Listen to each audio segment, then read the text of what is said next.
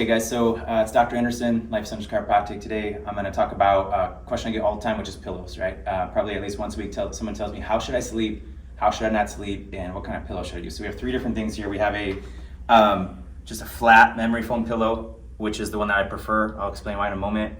You have the wave or cervical pillow, which most people jump to, and I will tell you, I very rarely recommend these, and usually they are just not actually made ergonomically for the spine, believe it or not. I'm sorry, I know you might be watching this and you have a $150 cervical pillow at home, but unfortunately, many times we see that that's actually causing more harm than good.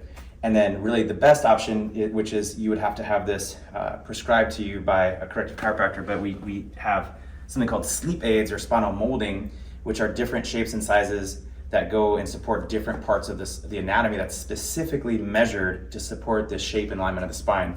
And over time, you can build up on that. So let me kind of break this down one by one. So to really understand what we're trying to accomplish here, you have to understand the alignment of the spine. The number one thing is just think symmetry. If you're from this position, as if I'm on my side, you want to think symmetry. So my pillow here should support me, but it shouldn't support me so much where I'm like this all night long and my spine's like this, right?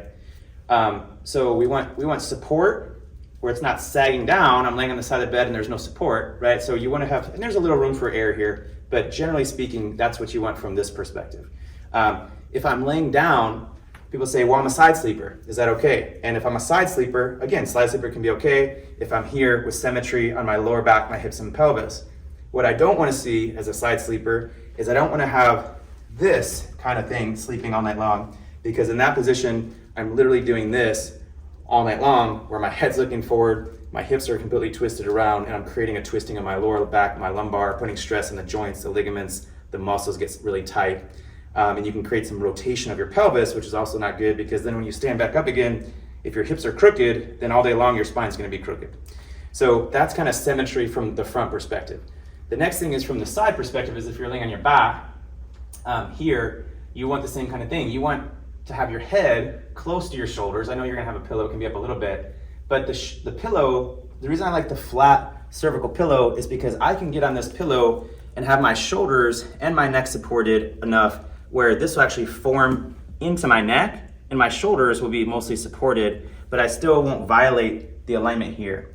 Many times the cervical pillows, what they will do is this is much too large of a curve, and there's no support where the shoulders actually move with the body. So really what it does many times is it pushes us like this throughout the night, and then we kind of extend back on that curve, and there's nothing ergonomic really about that for most people. What you'll realize is that ideally we want a nice C shape here, but the purpose of corrective chiropractic care is so many people today on computers, text neck, accidents, old injuries, stress, repetitive actions, they've lost this cervical curve, or they're somewhere of where they don't have that normal alignment.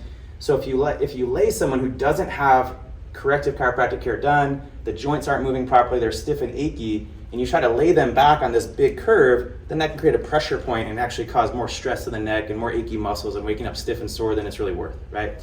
Now, the ideal situation is actually going to be something called spinal molding. So these angles, believe it or not, can be specifically measured where your lower back curve and your cervical curve are supported as you're laying at nighttime, and over time it can literally take your spine through a process called creep, which means it's training the ligament over time to actually stretch and remodel around that normal arc shape as you're receiving your corrective adjustments. So one thing we do with all of our practice members in the clinic is they all get spinal home care, they get recommendations, they even get a kit and tools to use at home based on their spine, their condition, based on their x-rays. And this is one of the common tools that we'll use.